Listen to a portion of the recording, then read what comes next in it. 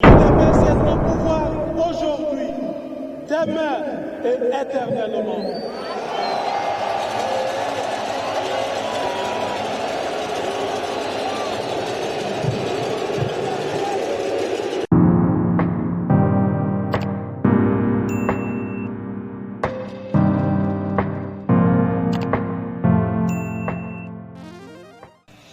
mingi bandeko balandi tindika na ebete bozala ka ebele pamba tenga yo bino onge kashilana mesana bongo ko lakisa bino maye o penza ezaka na bosolo toningaka bongo ko kita na terrain ko yeba nini ko leka nini ko salama ndenge bongo mona toza na kati ya stade des martyrs esika oyo ba UDPS ba yai ko sala milulu na bango 38 ans ya anniversaire oyo UDPS kokisi en tout cas soki ezalaki moto nga koza déjà na bambula ebele pasaki alinga kozala moto mokolo en tout cas parti ekoli pe pouvoir eye tolanda baréaction pe maloba ya baye oyo bayaki mpona koyebisa na bandeko nyonso bayaki mpona kosepela elongo ebongo tozonga lisusu. Tomoni bino très nombreux pour soutenir le 38e anniversaire ya couronne ya mwana mboka Félix Antoine Tshisekedi et tant que mwana mboka est pression na ezali on se présenter pour na balandino ce matin. Oui, d'abord je me présente président Tchatcho Mbala, le président des diamanteurs d'Afrique centrale et australe. Voilà. Merci et pression na yo ya mokolo lelo pour na anniversaire ton impression. L'impression nangaye ezali impression de joie. Ezali mokolo oyo Papa Etienne Tshisekedi alakisaki bolingo na ye envers les Congolais, envers la République du Congo, na kolongwa na kati ya dictature ya Mobutu. Parmi les 13 parlementaires, po basala UDPS oyo toza nango lelo parti munene. Donc lelo ezali mokolo, il faut tokanisa Papa Tshisekedi mokolo ya esengo na oyo nyonso ya sali. Alors biso pe bana à partir ya notre président Félix Antoine Tshisekedi, donc suivi à Kitoko, très bien. Ton décevoir peut prêter. Merci.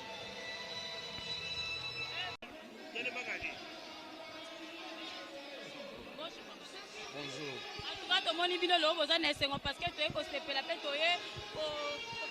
dans notre président Félix Antoine Tshisekedi, la 38e anniversaire, il y a couronne, il y a beaucoup continuer. Et donc, l'autorité morale, il y a des années pour nous. Bon, Mokolalelo, tozana esengo mingi. Oyo toyebaki te kokoma yango ekomaki. Touti musika na histoire oyo. Lokola tellement touti musika bato bakufwa marka na marka. Biso moko to souffrir na kikombo ya kozala baluba. Oyo nyonso tozosala ezosimba te. Oh baluba, oh boy. Bon, tozo konte na baluba te mais toza na esengo ya ekolo nyonso.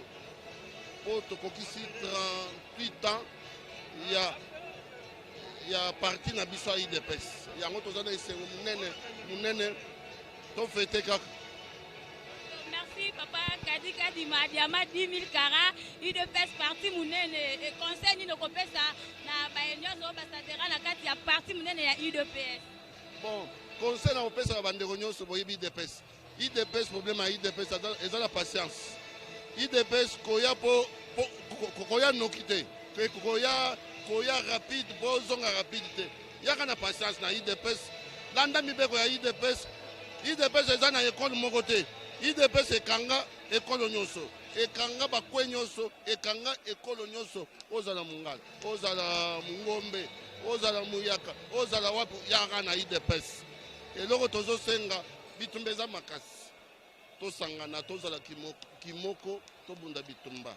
Nde maloba naza nango yango wana yake tosimbana tokenda liboso. Bonjour. Valentinho Sobazali kolanda na baetando ike bali ba o se présenter pe o pesa impression na ya mokolo lelo. Bon, moi c'est monsieur Silva Mabanga. Donc impression Eza Kitoko toyeko fêter 38e anniversaire. Il y a partie du peuple UDPS. Donc nous avons félicité d'abord l'héros national Papa Etienne Tshisekedi Mulumba sans oublier les 13 parlementaires qui ont eu le courage de former ce grand parti, et particulièrement le président Félix Antoine Tshilombo Tshisekedi. Nous avons un patrimoine commun qui est la RDC. Ensemble, on a parti nyonso babunda pona bien ya ba Congolais babunda la Congo ezala uni et tozala bomoko pona développement ya mboka na biso. Merci. Toye comme manifester sengo na biso mokolo lelo parce que 38 ans ya lutte ya IDPS a eu pouvoir. Tozana président oyo awuti na IDPS pendant lutte ya 38 ans. Alors tozana esengo mingi. Tozana esengo mingi toye ko fêter ensemble 38e anniversaire et puis na ko fêter une année au Félix asali na pouvoir. Non, nazo pesa bandeko na biso nyonso ba Congolais nyonso bazali banda ou bien bao bazana kati ya nini na mboka na biso bazala na esengo parce que Faci azali pona ba Congolais nyonso. Faci aza mokonzi oyo auti na parti oyo abundi pendant 38 ans pour Congo et se retrouver Congolais à se retrouver makambo nyonso ya Congo e bongwa. Merci. Voilà tozali IDPS à Limboli que yaza na pouvoir a kozala pe akuta ya seko na seko pamba te pouvoir na ye alobi ke eza ya peuple akokufa lelo tolobi te peuple azali éternel kino mokili ekozala yango wana comme pouvoir na ye eloko evandisi yango eza peuple UDPS aza na likita te akotikala na pouvoir parce que kozala toujours pouvoir ya peuple lelo lobi te dans ce cas mokili ngana toni bino boto. Nous avons prouvé à la face du monde que l'IDPS est le plus grand parti de la République démocratique du Congo. Et par rapport au discours, à l'allocution du chef du parti, donc on continue. La jeunesse du parti va continuer à être brave parce que nous avons gagné une partie de la guerre, mais le combat continue parce que l'UDPS doit totalement assumer son projet de société avec une majorité en l'Assemblée. Voilà ce que nous pouvons dire pour ce qui concerne cet événement de ce soir. Bon, na mokuse na oloba nanu ko pesa matondi na ba jeune ya parti parce que total ici lelo na face ya monde entier que IDPS c'est le plus grand parti et ça rapport na ba mibu a salité mais parce que combat ya 13 parlementaires et kota katikati na mitema ya ba combattants. Donc voilà, aujourd'hui nous avons célébré avec faste victoire, il y a peuple congolais, il y a 38 ans de lutte et nous savons que notre parti va continuer. Aujourd'hui, Nenge Balobi n'a pas mon parti et continuer lobby et continuer éternellement, surtout dans le pouvoir. Toye comme manifester sur mon avis sur mon lelo parce que 38 ans il y a lutte et IDPS a eu pouvoir. Tozana président oyo awuti na IDPS pendant lutte il y a 38 ans. Alors tozana esengo mingi. Tozana esengo mingi toye ko fêter ensemble 38e anniversaire et puis na ko fêter une année au Félix asali na pouvoir. Non, nazo pesa bandeko na biso nyonso ba Congolais nyonso bazali banda ou bien bao bazana kati ya nini na mboka na biso bazala na esengo parce que Faci azali pona ba Congolais nyonso. Faci aza mokonzi oyo auti na parti oyo abundi pendant 38 ans pour Congo et se retrouver Congolais à se retrouver makambo nyonso ya Congo e bongwa. Merci. Mbote ndeko. Ouais, tomoni lelo à l'occasion ya 38e anniversaire ya IDPS quand même ko relater biso mwa muke histoire ya IDPS tito ko manatango. Ouais, effectivement ndeko journaliste na pesina nuyo matondo mingi na ndenge boye pena ebele mikolo ya lelo pona kozwa biso kozwa ba point de vue na biso. Komba oyo initiateur na yango Papa Tshisekedi wa Mulumba Mukongo Nzoko Besengande oyo à l'époque seul Congolais oyo atelemela Mobutu alobi na Mobutu pas question ngai il na komela yo lettre papa komi lettre ya 52 pages baninga na ye mususu kutu babangi bayoki kobanga bakimi. Mais papa à l'époque, oyo alelisa Mobutu alela comprenez mon émotion. Ezalaki docteur Etienne Tshisekedi wa Mulumba. Oyo azali papa biologique. Oyo azali mentor ya Fachi Beton mokonzi na biso. Alors lelo bitumba oyo papa bandaki kobunda. À chaque fois soki toke ba manifestation. À chaque fois soki toke to manifester. Papa abandaki koloba na biso toujours. Bitumba oyo ngai na bino tozobunda ekosala na bénéfice na nga te. Au contraire bino batu boko bénéficier na yango.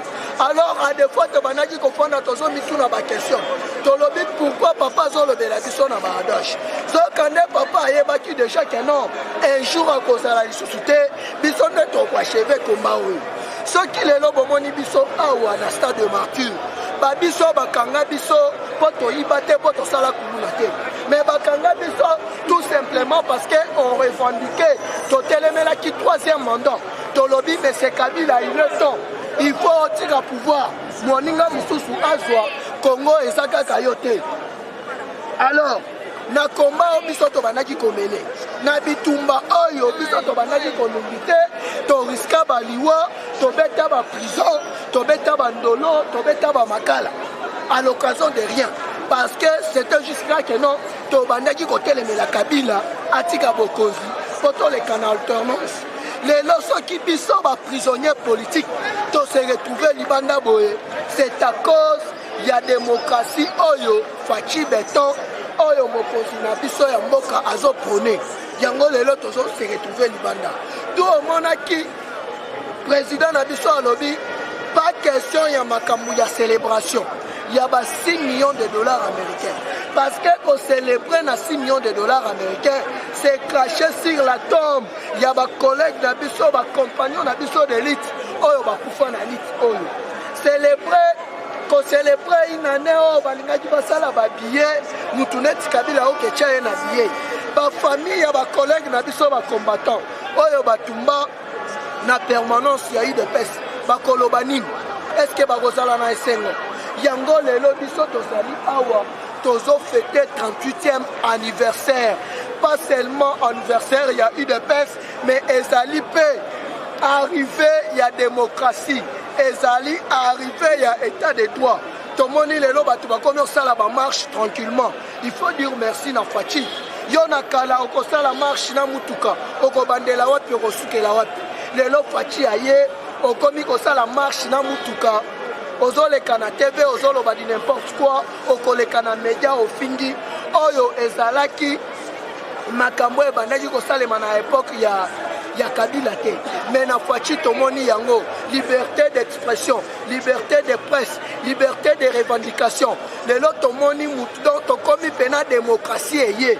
osentir pena ke non mutu alamuki na tongo boye akoleka na ye afindi mokonzi mboka akoleka asali n'importe à tenir quel propos mutu akointerpeller ye na likambo azate ça veut dire quoi démocratie ekoti yango omoni pena ke non awa peuple congolais baye en voie peuple congolais baye pena ebele na ndenge moko ya kosangana te mpona kocélébrer 38e anniversaire ya seul parti oyo a libéré Congo na passe ya seul parti oyo a libéré Congo na esclavagisme na seul parti oyo a libéré Congo na kobanga po Congolais ezalaki mutu ya kobanga à part UDPS yo nani otelemela Kabila malgré bakanga biso malgré baintimida biso mais on était toujours là tolobi ke mwana mai yo il faut kaka okende baintimidation na yo kosala biso eloko te lelo tozali na pouvoir ezali kado te tozali awa ozomona keno peuple congolais nyonso baza awa motivé comme un seul homme donc mutu awa na kati eza déjà plein d'abord je me demande que non fallait qu'il soit à parler du peuple na 20 mai pas de martyrs et commis déjà muke nga na komi a ba 9h na kutu de na kati plein ya kosarana te batu mususu zo rande balala ki déjà awa na kati c'est pour vous dire quoi président oyo aza bébé Bouchou président oyo tous les Congolais bazo sepela na ye eza oben Fachi Beton de journaliste yango omoni que non awa na place tobanda kolela tobanda kosala soki nini tozali na esengo makasi mpo démocratie ekoti mpo liberté de presse ekoti mpo kokanga eza lisusu te tambola ndenge olingi yango lelo tose rappele na makambo ebele tose rappele na bakumba oyo tobeta tose rappele na batorture oyo tobeta mpo batorture wana ebanda nanu na ye moko mentor na biso Papa Tshisekedi wa Mulumba oyo bakanga abeta baboloko mosusu na bajugu talaka mutu abeti boloko na jugu aye lisusu a Mobutu a relégué ye na village natal na ye bakena Fachi déjà en 1985 Fachi azalaki déjà exilé politique akena Belgique na âge à 22 ans alaki déjà exilé politique sikoyo lelo babiso oyo tobeta bandolo tobeta bamakala lelo to se retrouver libanda et ça sikoyo mpona kofaire voir na face du monde que bitumba oyo biso tobandaki kobunda parce que Papa Tshisekedi alobaka na biso il faut apprendre à braver la peur botika kobanga bolongola kobanga alors tant que tolongolaki kobanga wana yango lelo toza awa mpona kocélébrer pas seulement anniversaire mais eza mpona kocélébrer makambo ebele eza mpona kocélébrer démocratie oyo ekoti na Congo eza mpona kocélébrer victoire ya peuple congolais parce que ebele babandaki kokanisa keno ndenge tobandaki komilite ndenge tobandaki kotelemela Kabila on le faisait pour notre intérêt mais tant que tobandaki kosala makambo wana yalaki mpona intérêt général lelo démocratie ekoti eza kaka bamilitant ya UDPS nde bazobénéficie na yango te lelo soki démocratie ekoti na Congo c'est parce que lelo congolais nyonso azotambola azosentir que non quand même azali à l'aise na mboka na ye azali libre azali na liberté nyonso ya koexprimer mécontentement na ye ya koexprimer soki asepeli na eloko moko songolo pakala te ou soit ya korevendiquer lelo tomoni bagrève par-ci par-là leur Fachi azwaki bokonzi sika société ya liboso egrevé ezalaki transco ezali société ya parti ezalaki toloba kaka eza société moko privé attaché ya FCC mais tellement bazalaki na plus de 22 mois ya mois impayé moyen ba revendiquer ezalaki te soki olingi revendiquer boye bakobimisela yo munduki epa Kabila soki olingi revendiquer bakointimide yo bayebi soki non soki revendiquer tokoboma yo mais chose oyo tozomona na Fachi beton te mutu nyonso aza libre ya korevendiquer ndenge alingi mutu nyonso aza libre ya kosala grève ya kointerpeller n'importe quel DG c'est grâce à Fachi beton démocratie ezongi alors nous n'avons qu'à remercier le chef de l'État.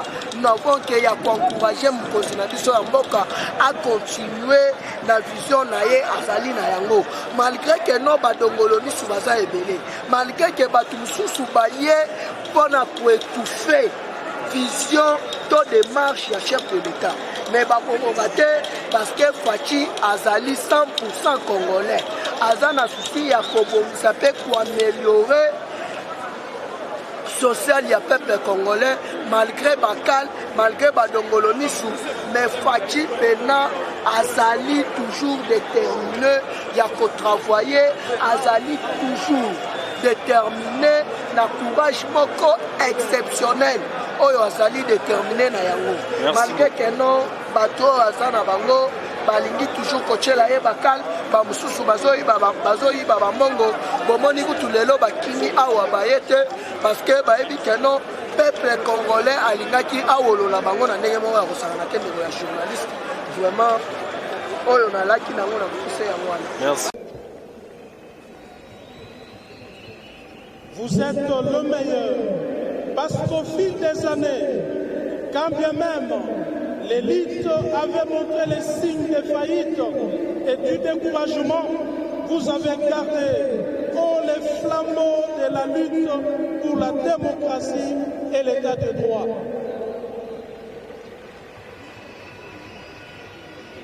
Vous Vous êtes le meilleur parce que, vivant dans un monde de soumission, vous avez échappé au piège de la résignation.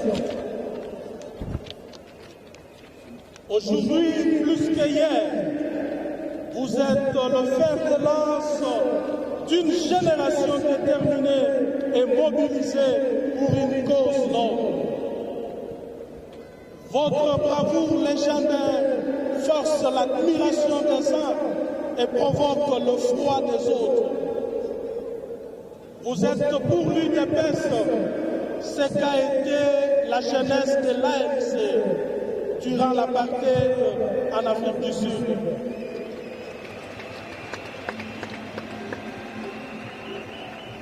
C'est enfin grâce à vous, combattantes et combattants de la liberté, que nous célébrons aujourd'hui, en ce lieu mythique et symbolique de la Deuxième République, notre 38e anniversaire et l'an 1 de notre accession à la magistrature suprême.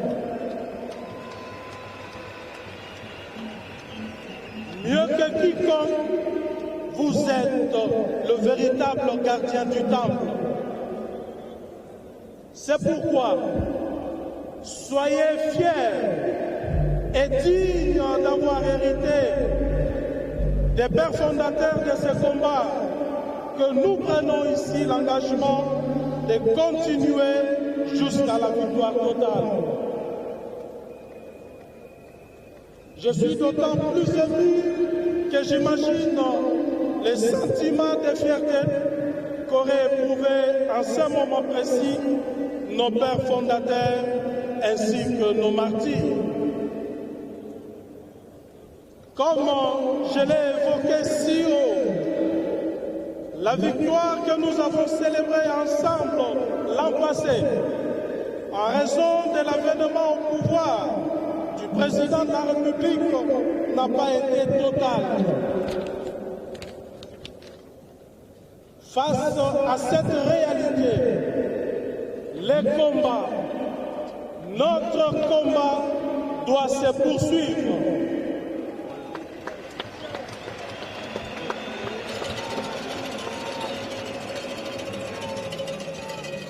En même temps, nous devons protéger et conserver par tous les moyens légaux la moindre parcelle de pouvoir déjà conquise à ce jour. Nous disons, l'UDPS est au pouvoir aujourd'hui, demain et éternellement.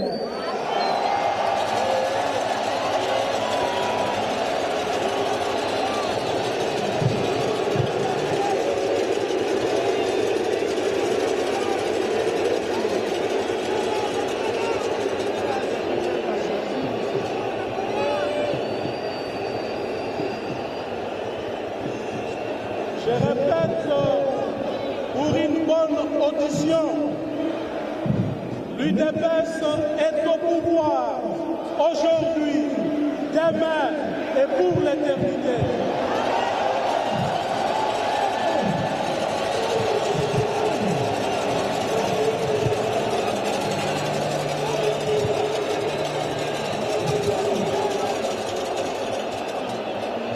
Telle est la vocation de tout parti politique. Telle est aussi la nôtre pour l'intérêt de notre peuple. Combattantes et combattants, il nous revient que des gens frappés d'amnésie font souvent preuve de manque de considération à l'égard de notre parti, parce que nous ne valorisons pas assez notre parcours exceptionnel, parce que nous dormons souvent sous nos lauriers. Nous avons l'obligation de rappeler à quiconque certains faits politiques et historiques de notre pays à travers lesquels l'UDPS a acquis ses lettres de noblesse. Il fut un temps où, dans ce pays, personne n'osait lever son petit doigt pour braver la dictature. Nous avons, nous, fait de la résistance.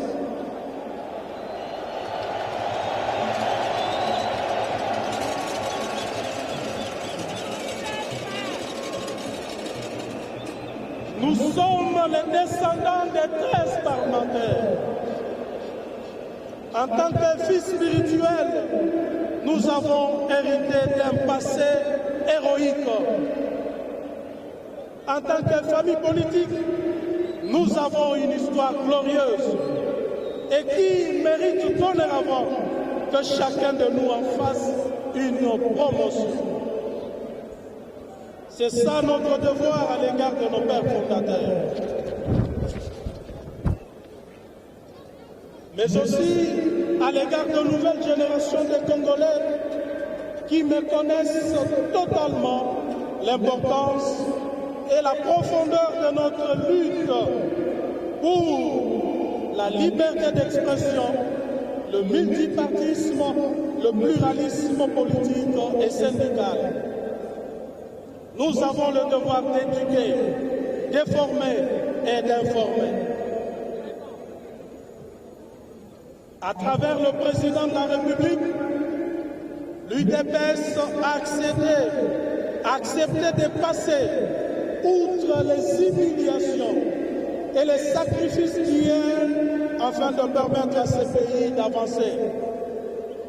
Dans ces conditions, notre grandeur d'âme, laquelle témoigne aussi de notre état d'esprit, constitue l'unique gage que l'UDPS donne pour bâtir au cœur de l'Afrique une société plus juste et plus prospère, conformément à la vision de nos pères fondateurs.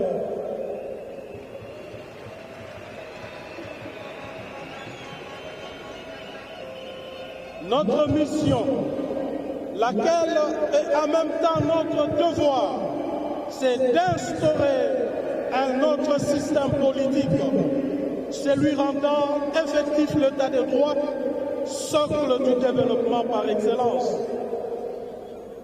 Nous sommes de la lignée politique d'Étienne Tshisekedi Wamulumba, notre héros, paix à son âme.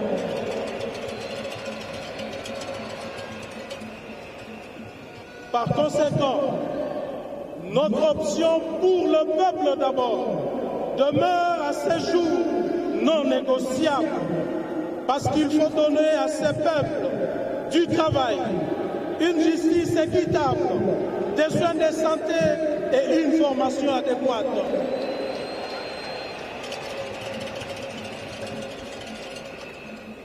Le chef de l'État a décrété cette année comme étant celle de l'action. Pour y donner suite, nous n'avons autre alternative que d'y veiller de la manière la plus stricte mais correcte possible, notamment à travers une vigilance tout azimut. En tant que citoyens de ce pays, nous devons pleinement jouer notre rôle de sentinelle de la vision du président de la République.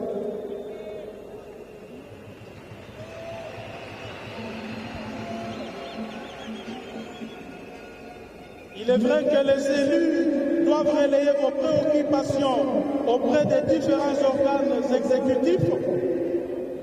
Il est aussi vrai que vous devez, vous aussi, en tant que citoyens, constituer une espèce de garde-fou afin d'éviter toute compromission de la part des élus.